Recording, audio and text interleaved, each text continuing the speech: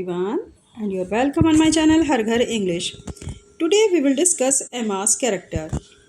Emma's character from Emma novel written by Jane Austen. आज जिसको हम डिस्कस करने वाले हैं वो बहुत ही फेमस नॉवेल है जैन ऑस्टिन का, और उस नॉवेल का नाम ही एमा है। इसलिए क्योंकि उसकी जो मेन प्रोटोगोनिस्ट कैरेक्टर है उसका नाम भी एमा है। अब यहाँ पर हमें ये देखना है कि इसकी प्रीवियस वीडियो में एक चीज़ और मैं आपको यहाँ पर क्लियर कर दूँ। प्रीवियस वीडियो में मैंने एमा की पूरी समरी एंड थीम को एक्सप्लेन किया है बहुत अच्छी तरीके से। आप चाहें तो प्लेलिस्ट में जा कर के अपने सिलेबस के अकॉर्डिंग जितना भी कंटेंट है उसे एक बार गो थ्रू कर लीजिए, ताकि आपकी प्रिपरेशन अच्छे से होती रहे। और अगर नोट्स वगैरह आप प्रिपेयर कर रहे हैं तो उसको भी आप करते जाइए। Okay, understood? Okay, let's start now. Question number 2. Explain to the character sketch of Emma Woodhouse from Jane Austen's novel Emma. Explain करिए character sketch of Emma Woodhouse को। नाम ही पूरा उसका क्या था? Emma Woodhouse फुल फॉर्म है। और किसके द्वारा लिखा गया है? किसने लिखा है? जैन ऑस्टिन्स नॉवेल एमा से लिया गया है। तो इस कैरेक्टर को आपको एक्सप्लेन करना है। ओके, नेक्स्ट आंसर पे आ जाते हैं। अब मैं इसके प्रीवियस वाली वीडियो में अगर आप जाएंगे तो वहाँ पे आपको पूरा एमा का कैरेक्टर, मतलब एमा की जो समरी है प्लस उसकी थीम है वो बहुत अच्छे समझाई गई है। तो पहले आप उस वीडियो को देखेंगे तब आप इसको एमा का कैरेक्टर को बहुत अच्छे समझ पाएंगे। कैरेक्टर स्केच ऑफ एमा Woodhouse from Jain Austen's novel एमा। एमा वुडहाउस के कैरेक्टर स्केच जो कि जैन ऑस्टिन के नॉवेल एमा से लिया गया है। इसमें सबसे पहले हम एमा के कैरेक्टर को देखते हैं। Emma Woodhouse the protagonist of Jane Austen's novel Emma is a complex and dynamic character. Emma Woodhouse protagonist character है जैन ऑस्टिन के नॉवेल एमा की, जो कि बहुत ही जटिल यानी कॉम्प्लेक्स वाला कैरेक्टर है, डायनामिक कैरेक्टर है। At the beginning of the novel, और नॉवल की शुरुआत से ही अगर हम उसके देखें, शी इज़ डेस्क्राइब्ड एज मतलब इसकी व्याख्या कुछ इस प्रकार से हम कर सकते हैं। क्या है वो character? She was handsome, clever and rich with A comfortable home and A happy disposition. मतलब इन वर्ड्स के थ्रू आप ये समझ सकते हैं कि एमा एक कैसा कैरेक्टर है। Understood? How is character of एमा? एमा का कैरेक्टर कैसा है? वो हैंडसम है, क्लेवर है, रिच है, कंफर्टेबल है अपने घर में, हैप्पी डिस्पोजिशन है, लेकिन खुश भी नहीं है अगर देखा जाए। Next, these words set the tone for Emma's personality. ये शब्द हमें या इसकी जो ट्यूनिंग है अगर हम उसको देखें तो ये जो वर्ड्स हैं इसके जो टोन है वो एमा की पर्सनैलिटी को पूरी तरीके से यहाँ पर जस्टिफाई करते हुए दिखाई जा रही है। She is privileged, confident and somewhat spoiled, having grown up in A wealthy house hold without facing many real challenges. क्या है उसके साथ में? बहुत ही ज़्यादा ओवर कॉन्फिडेंट लड़की है, जिसकी वजह से कभी कभी वो कुछ चीज़ें ख़राब भी कर देती है। ठीक है, उसको अपने आप में ये लगता है कि वो जितनी वेल्दी है तो घर की तरफ से तो जाहिर सी बात है उसको बहुत अच्छी लाइफ मिली हुई है, क्योंकि उसने आज तक किसी भी अगर देखा जाए तो लाइफ में बहुत बड़े बड़े चैलेंजेस को फेस नहीं किया है।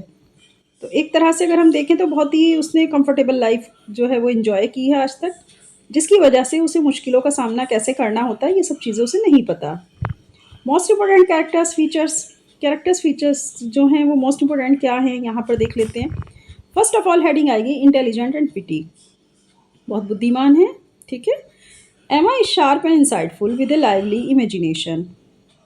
एमा बहुत ही तेज़ और समझदार लड़की है, साथ ही वो रहती है कल्पनाओं की दुनिया में।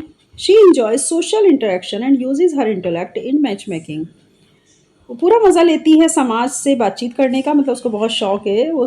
अगर देखा जाए तो एक तरह से वो सोशल है, उसे अच्छा लगता है सोसाइटी में बातचीतें करना और टर्म्स बनाना। साथ ही उसे एक अपने बारे में ये भी गलतफहमी है, वो बहुत बुद्धिमान है और वो उससे ज़्यादा अच्छा मैच मेकिंग कोई नहीं बना सकता। मतलब वो लोगों का मैच मिला देती है, यानी कि एक मैरिज ब्यूरो की तरह, जैसे आज के ज़माने में हम बात करें तो रिश्ते वगैरह कराना, तो उसी तरह से उसको लगता है कि मैं एक बहुत अच्छी मैच मेकर हूँ और मुझे पता है कि किसके ऊपर कौन सा लड़का या लड़की सूट करेगा, इस टाइप से। दाउ नॉट ऑलवेज सक्सेसफुली, यद्यपि ऐसा भी है कि वो हमेशा सक्सेसफुल नहीं रहती है इसमें। Next number 2, spoiled and arrogant, घमंडी है, चीज़ें ख़राब करने वाली है। Her wealth and social status make her somewhat arrogant and self assured. अब क्योंकि वो धनी है तो जाहिर सी बात है एरोगेंट होना उसका ज़रूरी है। घमंडी है। सोशल स्टेटस जो कि उसने अपना बनाया हुआ है बहुत ही घमंडी टाइप का, और ख़ुद को ही वो साबित करने में लगी हुई रहती है। She believe she knows what's best for others. उसे ऐसा विश्वास है कि वो जानती है कि दूसरों के लिए क्या बेहतर है। अब बताइए, कोई ऐसा भी हो सकता है क्या कि दूसरों के लिए क्या बेहतर है ये वो बता सके। Specially when it comes to love and marriage, ख़ास तौर से अगर बात प्यार की या शादी की हो तो उसे अपने ऊपर ये ओवर कॉन्फिडेंट है कि उसको अच्छे से पता है कि एक दूसरे के लिए कौन बेस्ट हो सकता है। मैंने कहा ना, वो अपने आप को बहुत अच्छा मैच मेकर मानती है।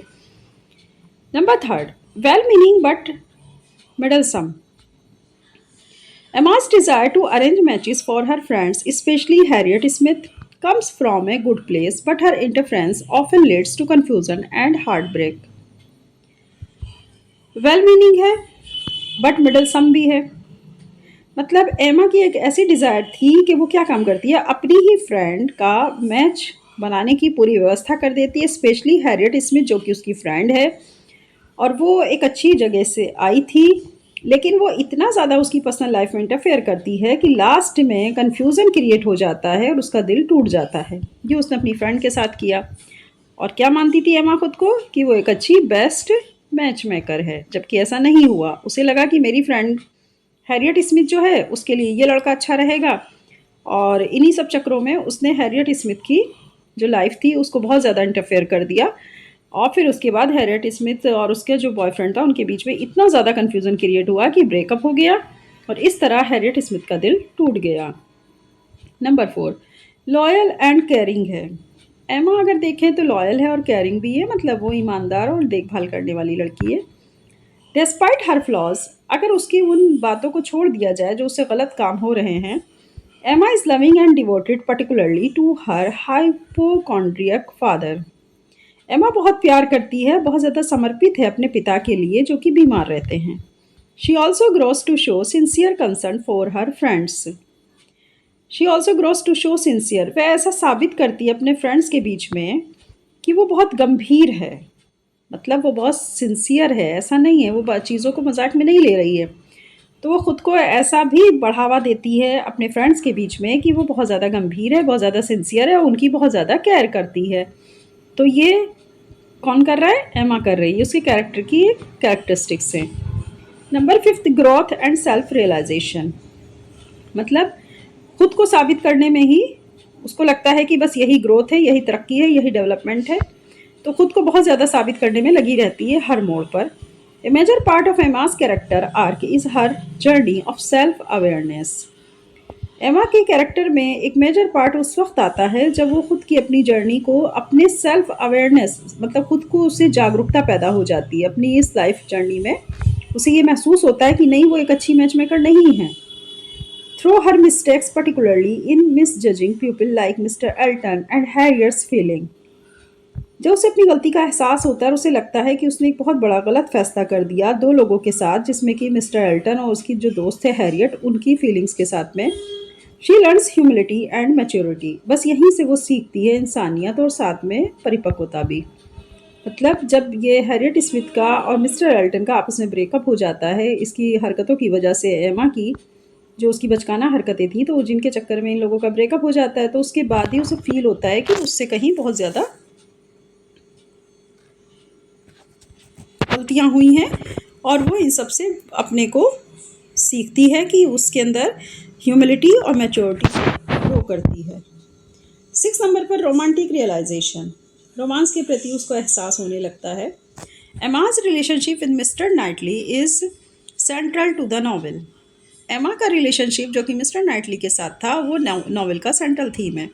He challenges her guiding her moral and emotional growth. वह उसे हर तरह से, जिसमें कि गाइड भी करता है, उसे मॉरल और इमोशनल ग्रोथ करने में वो उसके सामने चैलेंजेस पैदा करता है। कौन, जो मिस्टर नाइटली है। तो उसको एहसास कराते हैं कि तुम कहाँ पर गलत हो, कहाँ पर सही हो। तो एमा के लिए अगर हम देखें तो उसके लिए सेल्फ रियलाइजेशन होना बहुत ज़रूरी था in realising her love for him. और इसी बीच उसे ये महसूस होता है कि वो उससे प्यार करती है। किससे, मिस्टर नाइटली से। Emma also comes to terms with her own flaws. Emma अब उनके साथ में अपने सभी जितनी भी उसके साथ दुखी घटनाएं हुई जो भी उसके साथ चल रहा था उन सब के साथ में वो आती है और उनसे अपने जो संबंध हैं, जो अच्छे रिश्ते हैं, उनको बनाने की कोशिश भी करती है। तो Emma also comes to terms with her own flaws, और वो खुद को सेल्फ अवेयर रोमांटिक रियलाइजेशन में फील करती है। Conclusion. Emma Woodhouse is one of Jane Austen's most vivid and enduring heroines. एमा वुडहाउस जैन ऑस्टिन की एक बहुत ही विशेषता और विभिन्नता लिए हुए एक ऐसी हीरोइन है। She starts off as a charming yet misguided young woman and gradually matures into a more self-aware and compassionate person. वो शुरुआत से ही दिखाई जाती है बहुत ज़्यादा चार्मिंग है, लेकिन कहीं ना कहीं मिसगाइड भी है। मिसगाइड का मतलब भटकी हुई है, यंग वुमेन है, ग्रेजुअली मैच्योर है, और जब बहुत ज़्यादा सेल्फ अवेयर हो जाती है तो देखा जाए तो पूर्ण रूप से वो एक अच्छे व्यक्तित्व की तलाश करती है और ख़ुद को एक अच्छा इंसान बनाने की कोशिश करती है, एक अच्छा पर्सन बनाती है। हर जर्नी इज़ बहुत ह्यूमरस एंड हार्ट वार्मिंग। उसके नॉवेल के अंदर जो उसकी लाइफ की जर्नी दिखाई गई है वो दोनों तरह से है, थोड़ी ह्यूमरस भी है, थोड़ी हार्ट वार्मिंग भी है। मेकिंग हर ए मेमोरेबल लिटरेरी कैरेक्टर, उसके कैरेक्टर को यादगार बनाया गया पूरी तरीके से, और ये काम किसने किया? जैन ऑस्टिन ने किया। तो जैन ऑस्टिन ने उसके कैरेक्टर को पूरी तरह यादगार बनाने की कोशिश की है और बनाया भी है। तो एमा Woodhouse is a protagonist character from Jain Austen's novel एमा। अंडरस्टूड? ये था आपका कैरेक्टरिस्टिक ऑफ एमा। आई थिंक आपको बहुत अच्छे समझ आया होगा। इसको आप इसी तरह से प्रिपेयर करिएगा। बहुत अच्छा क्वेश्चन आपका ये है। इसको अगर आप प्रिपेयर करते हैं और इसी तरह क्वेश्चन अटेंड करके आते हैं एग्ज़ाम में, बहुत ज़्यादा पूछा जाता है कैरेक्टर स्केच ऑफ एमा। फोकस करिएगा इस आंसर पर और इसे अच्छी तरीके से अटेम्प्ट करने की कोशिश करिएगा विद हेडिंग्स। आप बहुत अच्छे मार्क्स गेन करेंगे अगर आप इस तरह से अटेम्प्ट करते हैं क्वेश्चन को। Understood children? नेक्स्ट एक चीज़ और मैं यहाँ पर क्लियर कर दूँ आपको। सभी बच्चे वीडियो को ज़्यादा से ज़्यादा शेयर करिए, जो सेल्फ स्टडी कर रहे हैं वो भी। देखिए, मार्केट में कोई सीरीज़ या बुक नहीं है, इसलिए आपको खुद से ही सेल्फ स्टडी करनी होगी। ज़्यादा से ज़्यादा आप नोट्स बनाइए और प्रिपरेशन करिए, ठीक है? और चैनल को सब्सक्राइब करिए ताकि आपको आने वाली नई नोटिफिकेशन, नई वीडियो आपको मतलब जो है मिलती रहे और आप इसी तरह अपनी प्रिपरेशन करते रहें। Okay, bye bye, all the best.